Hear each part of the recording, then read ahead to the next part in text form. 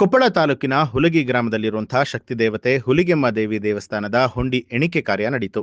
37 ದಿನಗಳಲ್ಲಿ ಬರೋಬ್ಬರಿ 68 ಲಕ್ಷ ರೂಪಾಯಿ ಹಣ ಸಂಗ್ರಹಣೆಯಾಗಿದ್ದು 86 ಗ್ರಾಂ ಕಚ್ಚಾ ಬಂಗಾರ ಸೇರಿದ ಹಾಗೆ 3 ಕೆಜಿ 800 ಗ್ರಾಂ ಕಚ್ಚಾ ಬೆಳ್ಳಿ ಸಂಗ್ರಹ ಆಗಿದೆ. ಕಳೆದ ಫೆಬ್ರವರಿ 18ರಂದು ಹುಂಡಿ ಎಣಿಕೆ ಕಾರ್ಯದಲ್ಲಿ 1,18,00,000 ರೂಪಾಯಿ ಹಣ ಸಂಗ್ರಹ ಆಗಿತ್ತು. ಆದರೆ ಈ ಬಾರಿ ಹುಂಡಿಯ ಹಣ ಗಣನೀಯವಾಗಿ ಇಳಿಕೆ ಕಂಡಿದೆ.